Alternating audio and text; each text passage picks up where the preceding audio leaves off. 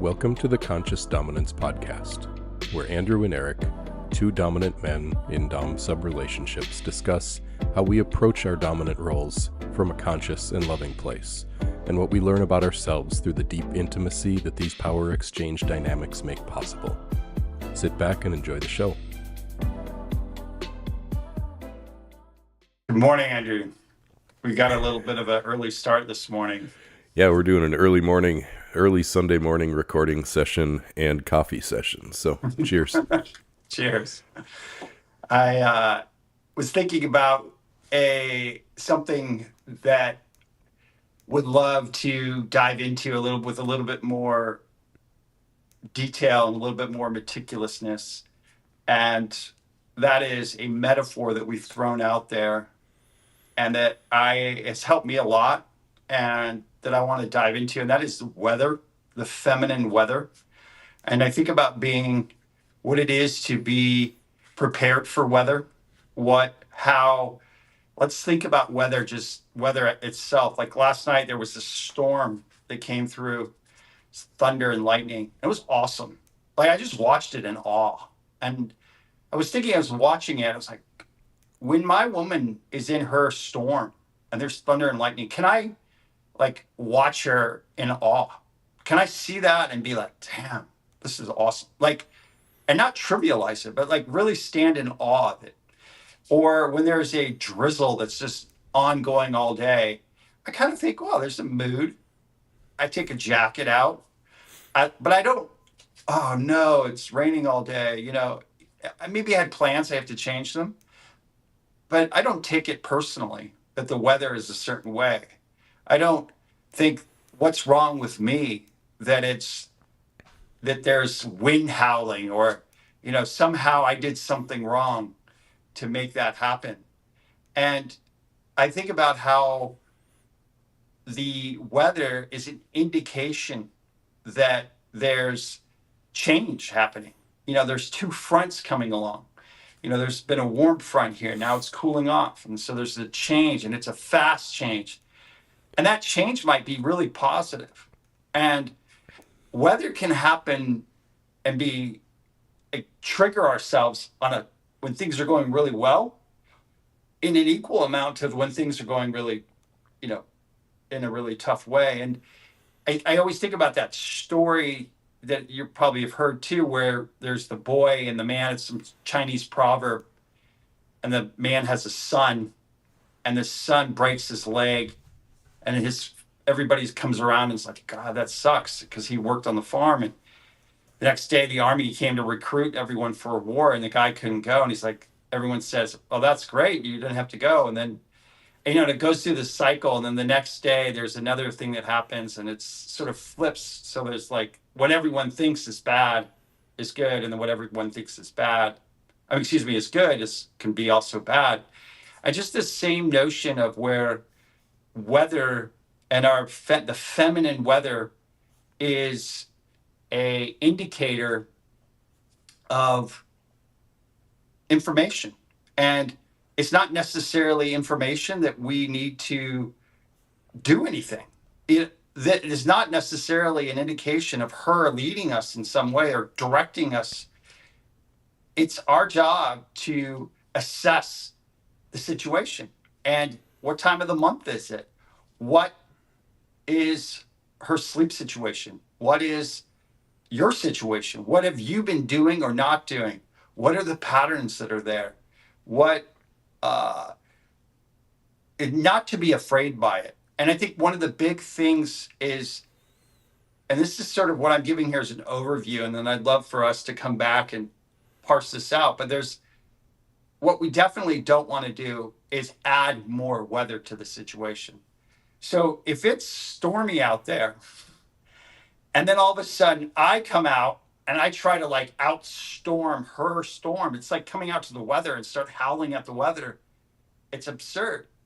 That's how the weather feels about me doing that. That's how she feels when all of a sudden she's in her weather, and then I bring more weather to that. And that can come out anytime we're doing the deer, right? Anytime we're defensive.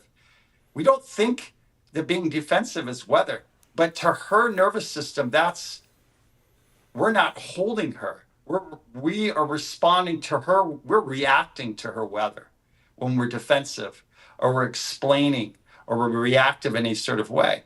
And so the weather meets weather is not the way to get her out of weather. What she will do is stop being the weather. And as soon as she stops being the weather and you're the weather, the poles have switched. And all of a sudden, she's the one who's leading. She's the one who's in her masculine. And the way forward is that we actually want to be able to embrace the weather. The weather is not a problem. And how do we navigate the weather? And yeah, I just want to leave it at that. And I just want us to dive into this. It's stuff that we've talked about before, but I feel like I would love for us to parse it out for a good amount of time, like this whole session. And then really also speak about how us bringing our weather and the nuances of what that looks like and how that receives in her nervous system. And there's a couple other things related to this that I would like to speak to. And before I drop it, it's just the notion of how we can be also a co-regulating force. So like we can also be someone who calms her weather. We have that capacity, but the way forward is not through stopping her weather.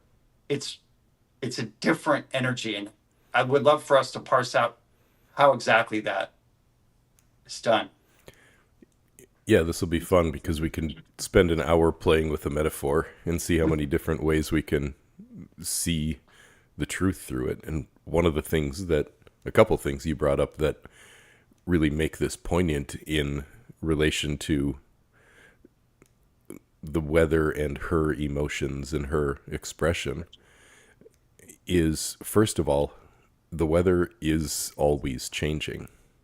Even on a day when it seems like, oh, it's sunny and beautiful all day, or it's rainy all day, still it's changing, right? The wind speed is changing moment to moment. It's warming up during the day and it's cooling down in the evening. Like the weather is always, always, always changing. And when we can see that a woman is a being who is built to always change, to not be the same in any moment as she was in the last moment, just being able to see that helps us recognize, I think, more of the reality of what a woman is, which can help us set down the resistance or the ways that we battle or fight back against her ever-changing nature.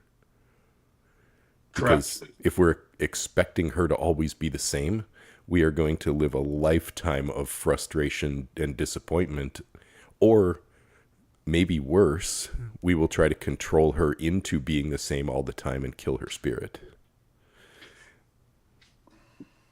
So neither one of those things gets us anywhere that we actually want to be, which is, the same thing that brings all of these emotional storms, brings all of the desire, and it brings all of the fun, and it brings all of the excitement and the eros and the aliveness that she can bring to us when we can accept her in her ever-changing nature. I've got one other thing there, but I'm curious how that kind of hits for you before I hit the other No, one. I agree. I love what you said there about, when I mentioned weather and just this expectation that there's change. The weather by its definition, and another way of saying weather is change. Like by definition, weather is change. Like when we say there's no weather today, what we're saying is there's no change.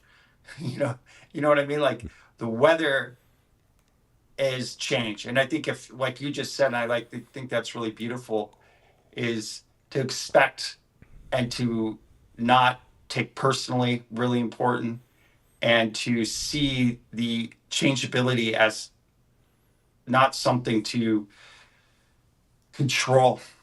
Yet, I guess I have the question, I'd love to see where you're going, but I have the question, what's the nuance between not controlling and yet also not being somebody who's just letting that happen over there and not leading that or not containing that? What's the nuance between containment and control? Well, let's go there since we're there. I can come back to my other thought, but in my mind, to some extent, it's acceptance versus resistance. because we can't contain something that we're trying to fight back or stop. And control is trying to stop her from being however she is. To me, that's what control is. But containment can happen when we receive. When we're not saying, don't be like that. We're saying, okay, be like that. And we stop seeing it as a problem and we start seeing it as information. Because then her expression, her weather, her, like, how she changes, and she can, Dawn the other day was laughing for 1 minute so hard that she almost started crying. She actually tripped going up the stairs because she was laughing so hard that she couldn't even make it up a staircase. 5 minutes before that, we're preparing to, in our lives, we're packing up to move and to go live in an RV full time and to travel and be on the road all the time, which is taking her away from the place that she grew up and has lived for her whole life. 5 minutes before that, she was crying because of the sadness she was feeling around moving, even though she's excited to move. Right? So she's excited to leave here, sad to leave here, and then something silly made her laugh so hard that she fell up the stairs. All within a period of 5 minutes. Mm-hmm. And if I was trying to fucking stop her from feeling all of those feelings because I'm uncomfortable with how fast she's changing, I'd call her crazy. I'd try to shut all that down.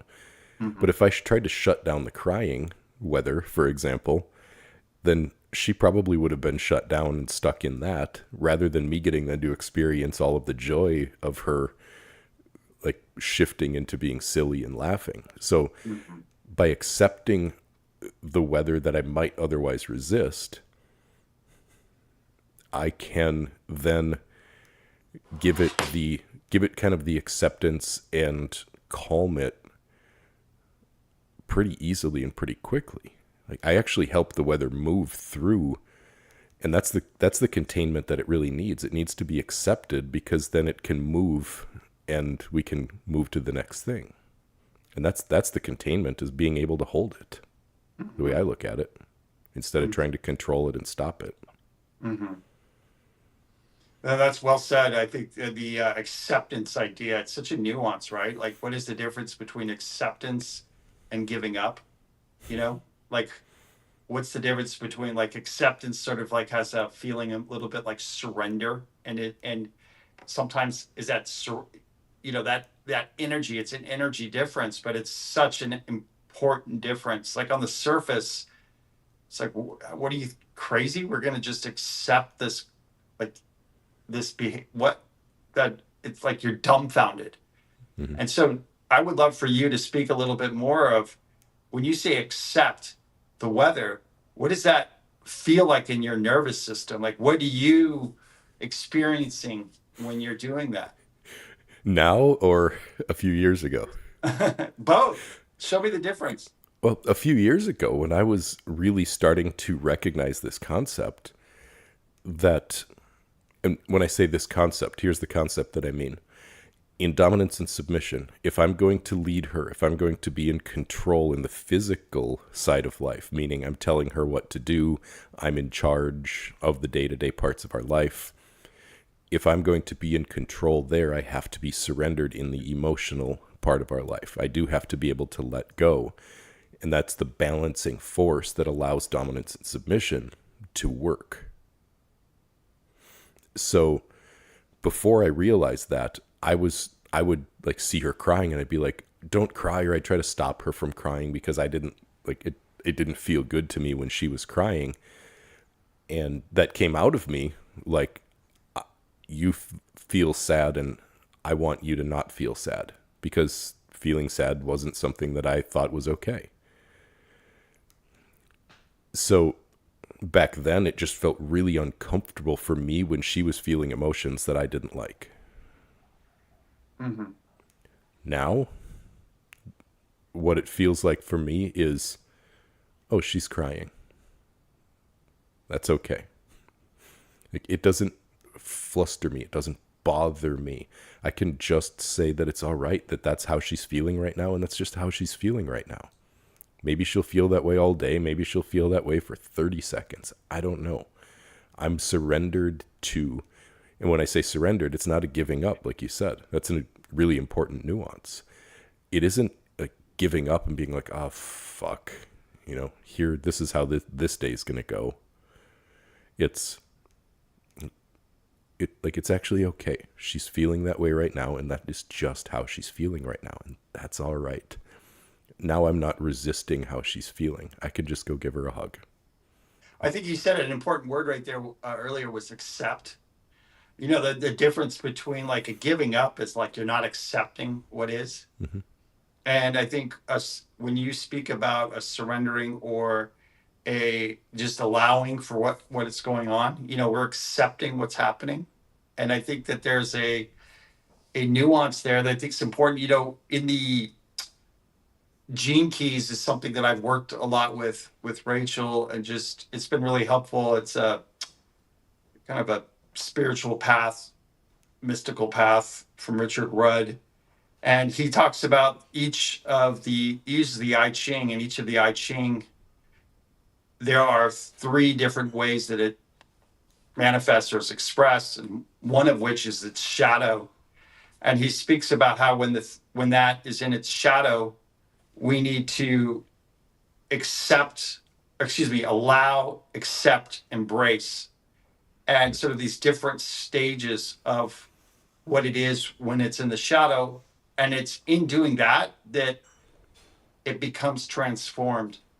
And it's so counterintuitive, but I know this for myself. Like, there's no way for me to work through.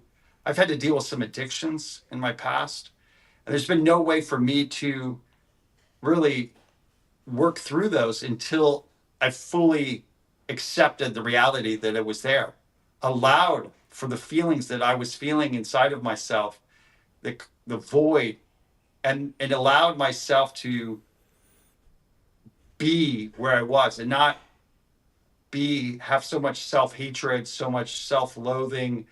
And so the same way that I had to learn to be kind and to be gentle to myself in states that I wasn't necessarily happy with, that as I'm able to do that with my own internal weather, I'm then able to do it with her and her internal weather.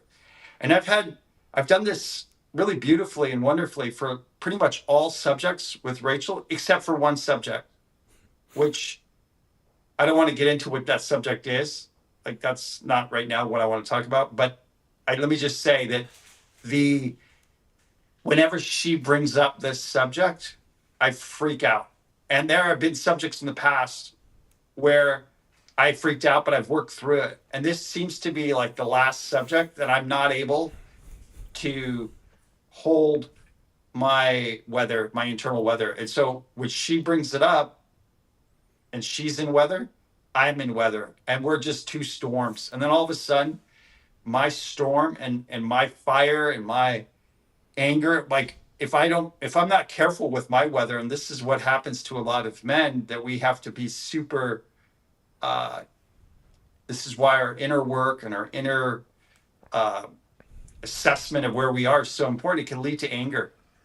And anger, when it's lit, when a match lights it, it's dangerous and it's scary. And I've had to deal with a lot of anger stuff. And it's something that you forget even why you're angry. It gets to a point where you're just angry. And to get off of that space of anger. And then there's a compound effect of anger.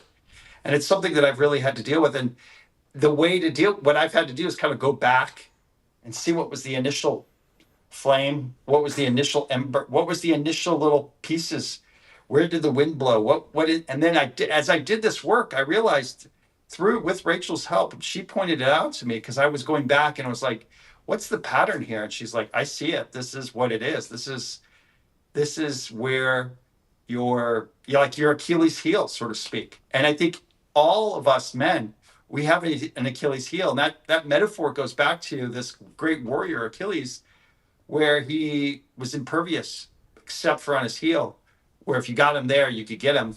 And we all kind of have our Achilles heel. And I think part of our capacity to hold our women and our feminine is for us to do our own work. This is where therapy, I think of therapy, the best thing about therapy is it's the opportunity for accountability and housing inspector. Don't get somebody you like and it's nice.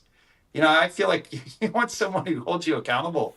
And Yeah. you're a little bit like, and they hold you to the fire, and there's a respect level there too.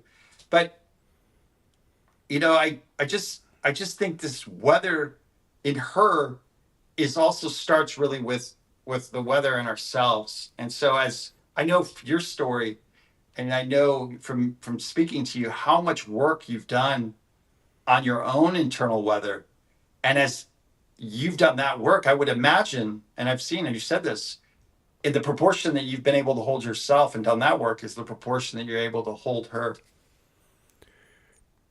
Yeah, 100%, because I I cannot possibly stay calm and grounded in myself until when I'm being reactive to whatever she's feeling. So I've got to do that internal work. And one of the pieces of that,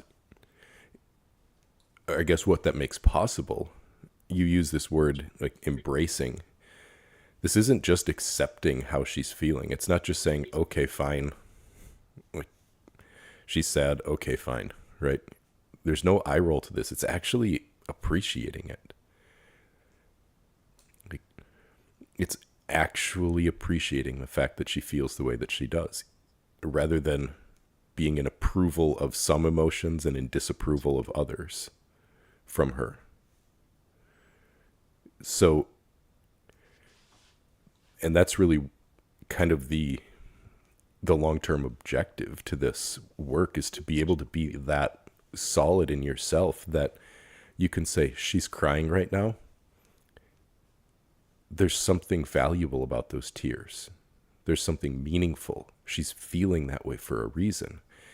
And and that reason might be something that's very beautiful. It might be something in her that we can see, that we can help her to see in herself, that'll help her evolve, that'll help her heal, or that'll help her let go of some pain that she's been carrying.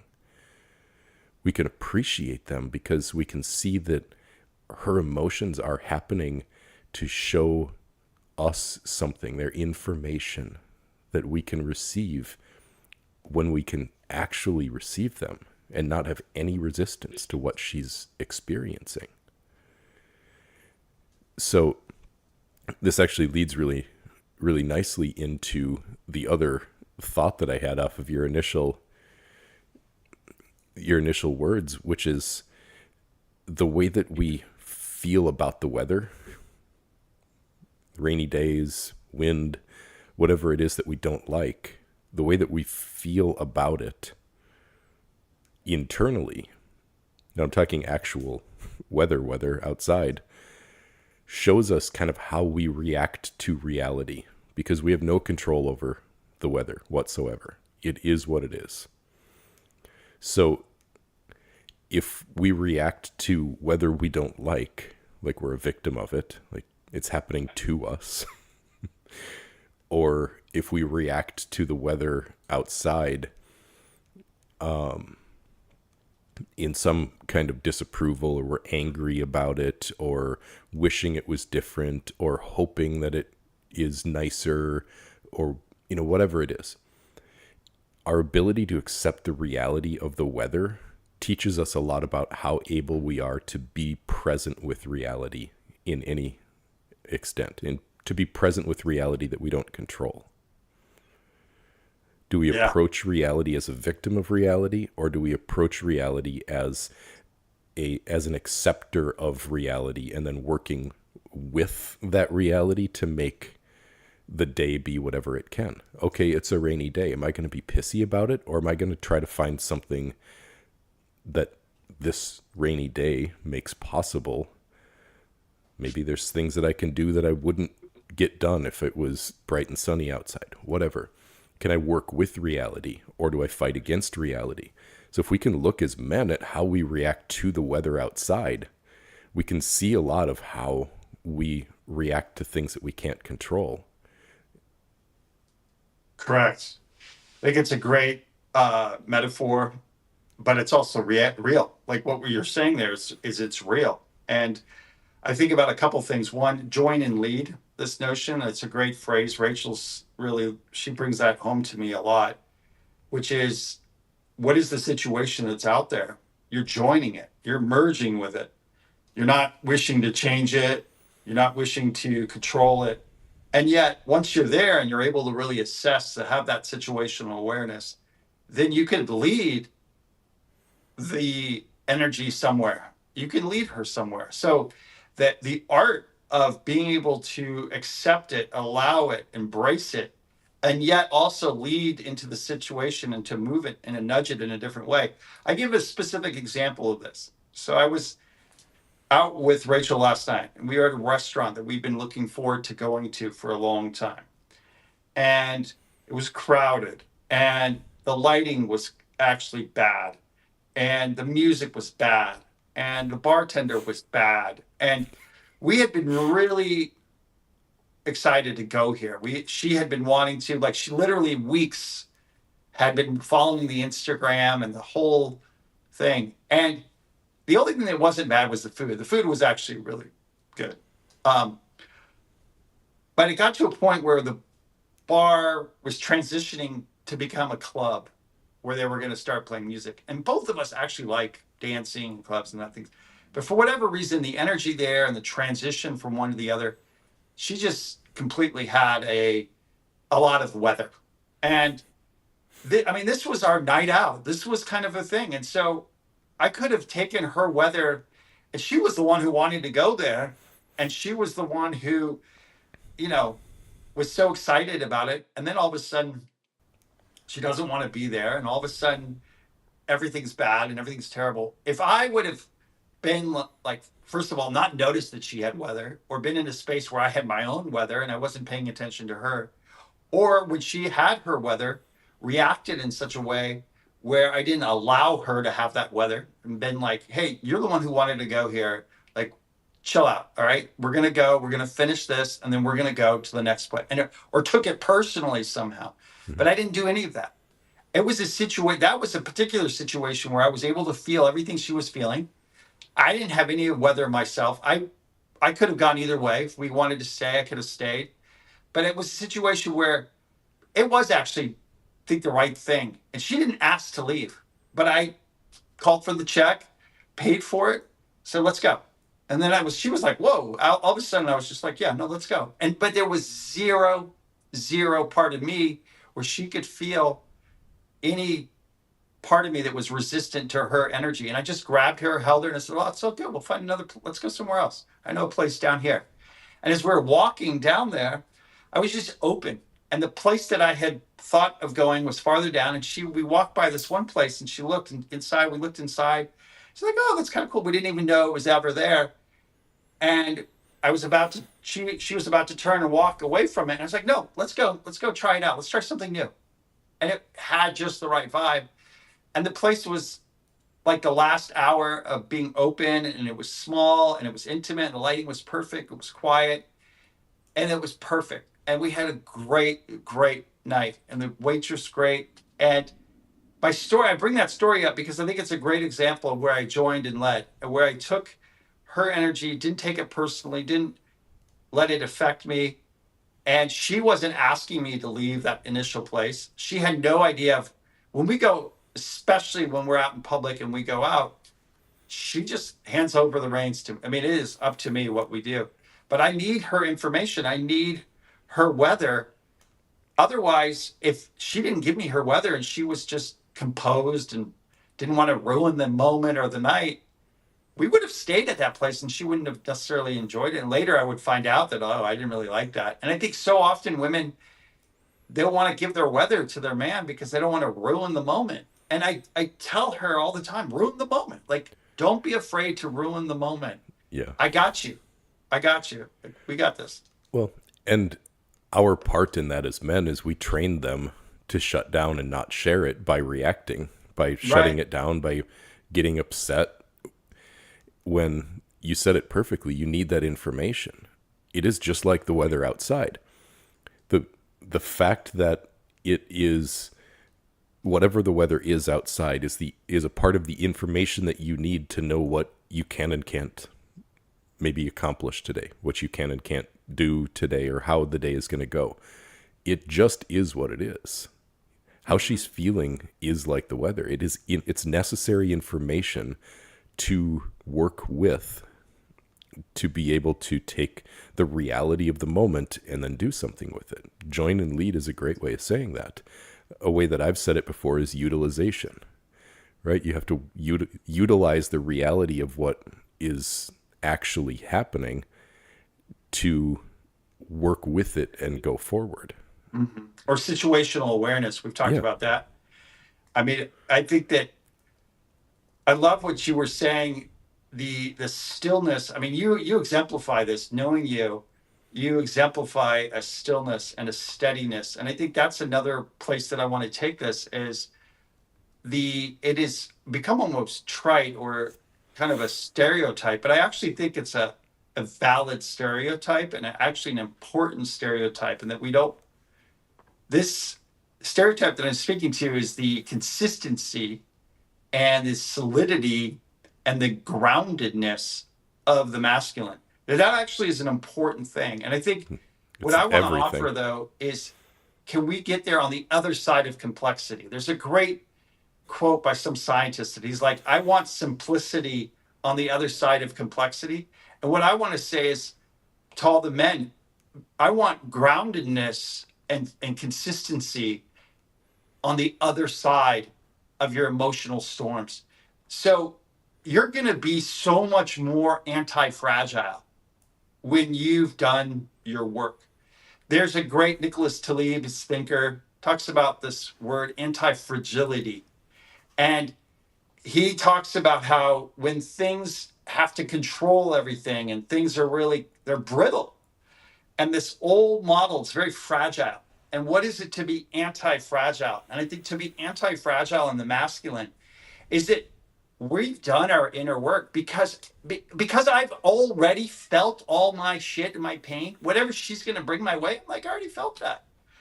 I already given myself the unconditional positive regard. There's not something that I'm ashamed of that if she finds out or says or brings up, that I'm going to freak out about. That's really what it is and we've talked a lot about being untriggerable. That untriggerable looks like the consistency and the groundedness on the other side of the complexity of our emotions. And so what is it to be grounded and consistent and in that masculine presence and be anti-fragile on the other side of doing our work? That's not an easy call, but it requires, and here's the part of the ticket, it requires her to be in her feminine, to express. And there's going to be periods of time where it gets worse before it gets better. So where there are triggers that only she can bring to you. There are only storms that she can bring up to you. And I know that you've had that experience. We've talked about this where it's only our woman that can call us out in certain regards, because there's only our woman that we're actually going to show fully ourselves to. So there's going to be a period where we're going to have our own inner storms. We're going to have our own inner turmoil, but stay with it, stick with it. You'll get to this other place if you and her are committed to polarity. If you're committed to dominance and surrender and submission, you'll make it through this sort of eddy of the depolarization to come out to another space.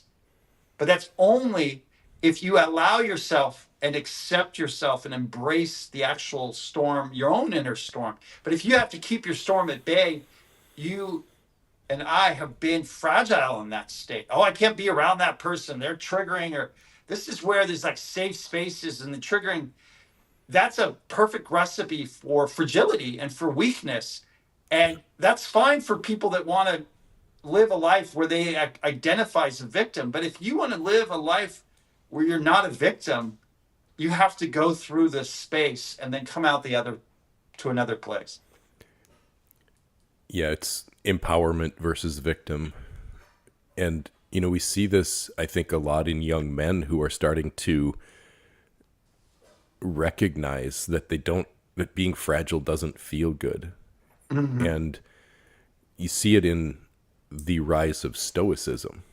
Correct. Guys, especially young men, I see looking a lot to this idea of Stoicism, and they look at the writings of Marcus Aurelius et al. That kind of are the original proponents of this idea of being stoic. But Stoicism as a bard against fragility, basically like a way to fight back the fragility that you feel inside, is kind of the before complexity, right? If you feel fragile, easily triggered, easily set off, easily bothered, upset, whatever, if that's kind of the state that you're in, where like everything feels like it makes you anxious, like it makes you afraid, like you're trying, and then you find Stoicism and it could be like, okay, oh, I can actually like, I can feel good. I can resist that feeling of fragility inside of me. It is still, the fragility is still there. You're just learning to put some resistance up to it. The problem with that is eventually, when the energy is still there, but you're just in resistance to it, you're trying to be like a rigid tree.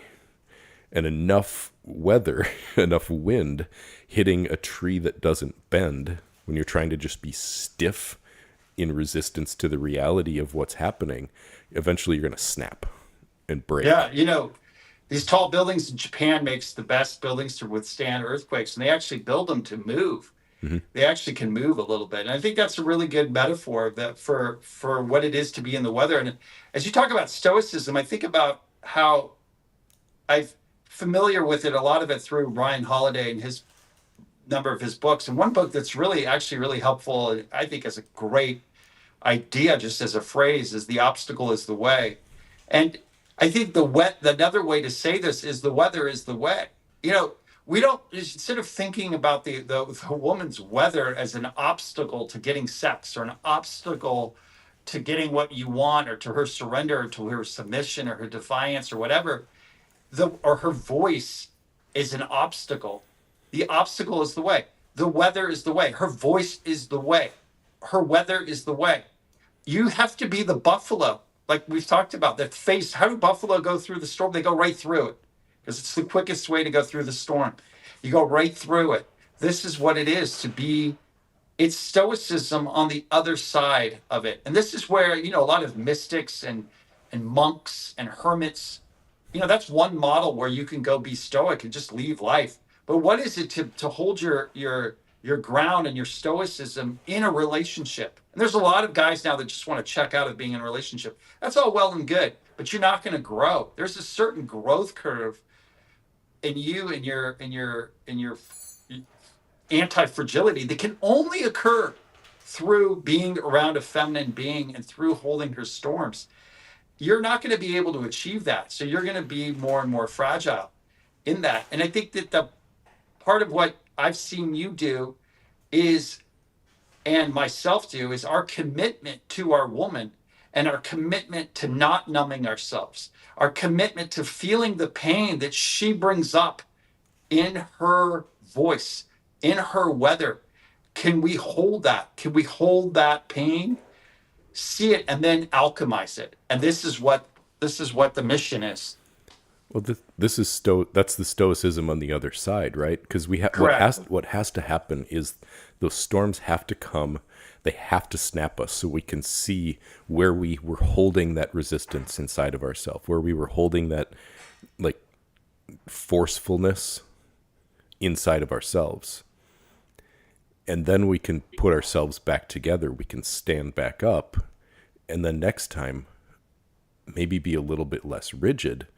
Because you use the analogy of the buildings in Japan. I love to use the analogy of an oak tree. The oak tree in the middle of a big open field. When a thunderstorm comes rolling through, that tree's maybe been there for 200 years. It's seen a lot of storms. And when you see like a 70, 80, 90 mile an hour wind hit the side of a tree, that tree bends and it blows and the branches and some stuff even falls off of it. But it has to allow that storm to blow through it, not to try to stop the wind, but to receive it and kind of flow with it and accept it. And that's what this gets to feel like for us. And I'm going to take this to then what that gets to be for her.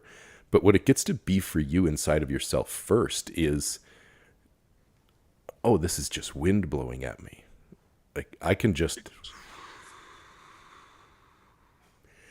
and receive it without trying to stop it, without trying to block it, but I can just let it blow.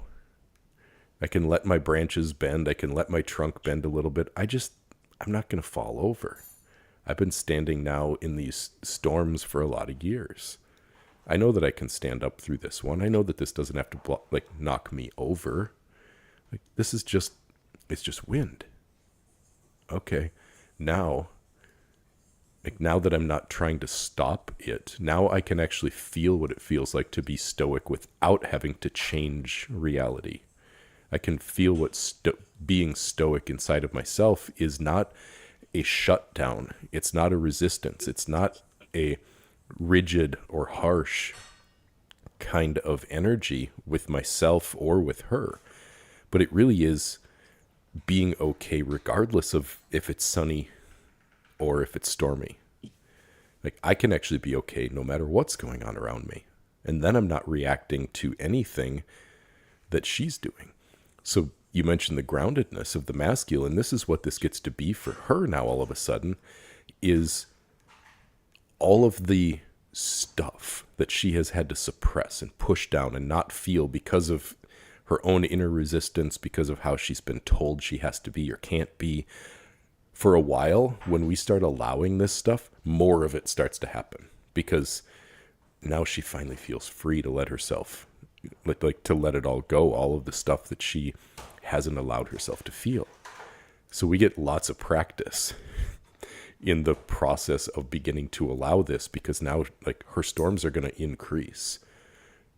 She never suppressed her happiness, her joy, her sexuality, like the things that felt good to her, those always moved. The only things that she stuffed are the things that she disapproved of, either because she disapproved of them in herself or she felt like they wouldn't be accepted outside of her. And So some of those things, go ahead. when we bring acceptance to it, now all of a sudden her ability to let that energy that she had stuffed move out of her is going to come, which is the practice ground for us to receive it and to not react to it and to be okay in it. And by her being able to be however she is and having it not take you down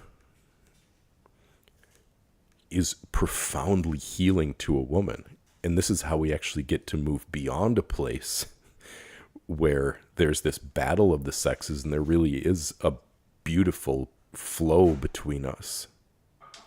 I agree. And I had a metaphor just come to mind that really encapsulates this beautifully. And one of the things that I wanted to stipulate with this too is that to support this metaphor, you want her to feel like she can bring whatever she's got, good, bad, in between. And so some of what she's suppressing is her sexuality, is her kink, is her desires. And she also is probably suppressing her grief. She's also suppressing her ambitions, her cravings. There's all kinds of things that she's suppressing. And the metaphor is brainstorming. When you have a brainstorming session and you want to feel like, I know as a teacher, I wanted my students to feel really safe that they could bring up, there's no bad ideas. We're just going to not shoot anyone down. Everything is accepted. Everything's great. Like it's the same kind of idea of an improv as well. It's a yes and quality. When there's great improv, something happens and the yes, and then this, and then this. And you never want to stop the momentum of thought and of energy. That's her energy. We want her, and yes, and tell me more. Yes, yes, yes, yes. And the issue is that if she thinks, or a lot of relationships where there's a flux of who's in charge, who's leading, she's not going to want to brainstorm, because anytime she brings stuff up, she's going to, if she's actually leading, then all of a sudden that means that that's the direction they're going, or we're actually going to make that into a reality, and that fantasy is going to have to happen, and this is going to have to happen, and she's got this craving, so she's going to have to do this. And this is why it's so important for her to be able to feel that her energy and her thoughts are just ideas that are potentials, and they're not her leading. It's not her saying this is what should happen. And this is where the clarity of that is really important. And our job is to come in and edit. And our job is to come in and actually be like the sword, make decisions. That's a decide. Decide has the notion that from its etymology is to cut things off. So we're here to cut things off, to say there's this and there's this, no, not this time, but not this time. And but in order to do that, if what she's doing is triggering, then we're going to stifle. We won't get the full information, and we won't get the fullness of her. And she'll have to suppress that. And in that suppression, you're only getting the partial potential feminine that is so nurturing in her full expression. We really have to recognize that true feminine expression is always and only happening in the moment. She can't be thinking ahead and also be in her feminine. She can be expressing ahead. Yeah, but she can't be making plans. And Yeah. like, she needs us to be the one taking the big picture into account. She needs us to be the one thinking about containment. Like, she might have these desires that are completely unrealistic to the moment, but she needs to have those desires if she's feeling them right now. We need to be the one to say, no, that's not a good idea. Or, right. That is a great idea. This is absolutely not the time for it. Right. But it's good for me to know that you want that you desire that would feel good to you, because now I can take that into account with everything else that's important and figure out how to make it work somewhere down the road.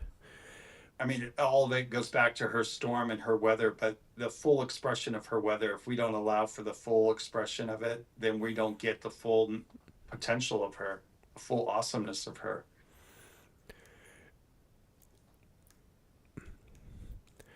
Yeah, so, I was talking about being in the moment versus the big picture. Yeah. And you were talking about that if she's planning about the future, that she's in her masculine. Yeah. So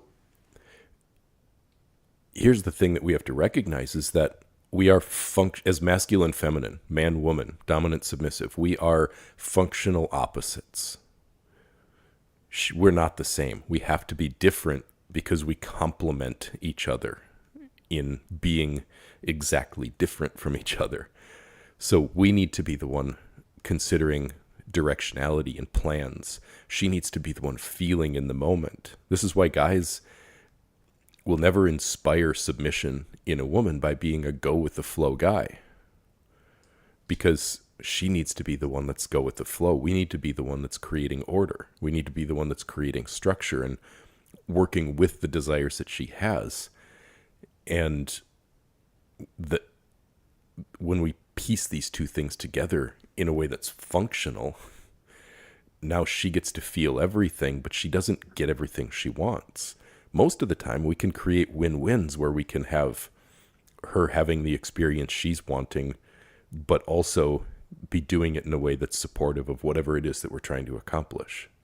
Right? That's the difference between control and containment or guidance. Like, sometimes it's no, sometimes it's not right now, baby girl. But I like the fact that you like that. Correct. And I think this is where it's an interesting thing with monogamy. I'm going to speak to this for just a moment. I think to truly be in a dom sub relationship is to be, I will say it this way, it is to be in a hierarchical relationship. She needs to be, let's just take away whether or not it has to be fully monogamy at all times. It definitely has to be hierarchical. She definitely has to put you as her priority, and you need to put her as your priority, because otherwise she's going to take her desires somewhere else. She's going to go look to someone else to contain her. She's going to go look When you're not able to meet that, she'll go find it somewhere else. Within that commitment to that, you're also committing to periods of time where there is depolarization. You might need to have times that are not completely polarized. That might be a part of the relationship for a while. If during that period she takes her voice and her sex and her desire for containment somewhere else, you're not going to move through that depolarized period. You're going to get stuck there. It will become a habit. And I think that's why it's important to, that's what I have found to be, because I have been in open relationships and I am in a relationship right now that it's very monogamous and very hierarchical. And the opportunity for growth for me to stand in my masculine is so accelerated when I have her fidelity and her devotion and her voice and her desires pointed and in my direction. It is a powerful motivating tool and a powerful reward and a powerful reality for me. And We have, at some point, if we're going to be an actual dominant force in a way that radiates from inside of us, we have to gain control over our whims. We have to gain control over our reactivity. We have to gain control over maybe our tendencies or our patterns of saying, oh, if I can't have this here, I'm just going to go get it over there. correct. But to actually have the strength to stand in integrity to what it is that we're doing, what we say that we want, who we say that we are, to feel those whims, to let them, to recognize that they're there and not let them control us, to not let them be the thing that determines the way that we act. And that's a part of what makes these relationships so powerful, is what they require of us as men, to see those whims, to recognize the ease with which we can go to porn, like in today's culture, how easy it is in a lot of ways to go get validation from people outside of your relationship. Correct. Or go on to OnlyFans or get attention from girls that are just literally there giving you. That's a place where you want to go, where you don't have to deal with your woman's weather. Well, guess what? You're going to stay at the fragility level, the simple Yep. level on this side of the complexity. You want to be the man that gets what Don said to you, where it's like this level of devotion, that only comes. How do you do that? When you have that impulse to go get that hit over here because you feel sorry for yourself and you feel like a little piece of shit and you want to go somewhere to feel better, you got to just sit with that feeling. I have to sit with that feeling and I have to be able to hold myself. I have to be able to be with my wave, with my emotional. As Stan Tatkin calls the waves and the islands, I am definitely a wave, this emotionally needy little bitch. I need to sit with myself and hold myself and love myself and find compassion for myself and be gentle with myself and build into my life in my day opportunities for me to be in that space. And that's the very different energy than me going off and it being an addicting addiction is just filling a void. What's the void? My mom didn't love me or touch me enough or whatever. I had some trauma when I was young. I had all these things happen. I've had the trauma. I've had some massive trauma. Working through that, going through EMDR, going through these things, what you don't necessarily get rid of those things inside of you that feel that pain. You just are become aware of it. And when you're aware of it, it doesn't, you're not a sub to it. You're not submitting to your pain. You're literally there holding that pain. You're inner dominating that pain, but you're not condemning it same way you do with her. You're able to accept it, allow it, embrace it. You're able to take it and transmute it and alchemize that pain. Yeah. And move forward in a way where you come out the other side and you're untriggerable because you've already felt those things. You've already held yourself in that space. Mm-hmm. And that shame's such a great word. Shame is there because it's in the dark, because we're embarrassed. We don't want anyone to know. And this whole notion, I love what Brene Brown says, where shame is, I am bad, not I did something bad, but I'm inherently flawed. I'm inherently wrong. I am bad. These issues plague men. I know they plague women too, but I think especially men. We feel like we're fundamentally flawed individuals who deserve to be punished, deserve flagellation. It's built into the whole structure of our religion. I'm not saying that you don't deserve to feel some pain, but the part of us that says that we deserve it, let me retract that and say, I'm not saying that we shouldn't feel the pain. The pain is necessary, but it's not there as punishment. It's there as a consequence. And that's a very different place. And it's that we can feel and be kinder to ourselves and more gentle. We're able to see those painful moments, and we don't have to match pain with pain anymore. We can be actually the father or the mother or the lover or the compassionate person to ourselves that we lacked. And when we can, that's reparenting. That's what that inner work is by definition. That's the result of it.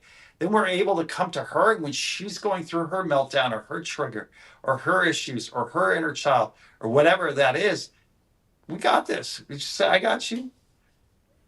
Bring it to me. Bring your tears, bring your weather, bring your sadness, bring your grief, bring your lust, bring your desires. They're not tripping me out. They're not. And that's why, and you know this, why it's so important to have a model of the masculine and the feminine and the leader and the surrendered and submissive. Because if she does all of that and we don't have this dynamic, then all of a sudden everything, then we're going to go through it all like it's a spreadsheet that we need to go through and maybe and check and is it fair and is it right and can we do this and I don't know and like and we overly then that becomes a she and you are like it becomes too much in that like what I call that depolarized eddy, and that's where the storm and her weather is like it's not to be avoided. It's literally the definition of being a submissive woman is she's in her storm. Like if you have a woman and there's no storm, you don't have a sub. You have a woman who's got feminine body parts, but she's not in her feminine. She's being contorting. She's discerning. She's planning. She's holding all. She's actually being the stoic.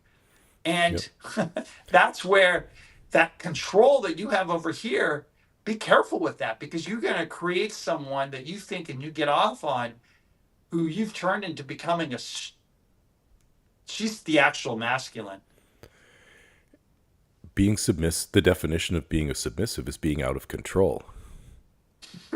And so if the way that you are leading her is in a way that is trying to have her have more self-control, to have her have control over her emotions, to try to stop her from feeling certain things, you're actually leading her in, like you said, into being the dominant, into having inner dominance. If you're teaching her how to control herself, you're teaching her how to do what you need to be doing for yourself, which is controlling yourself.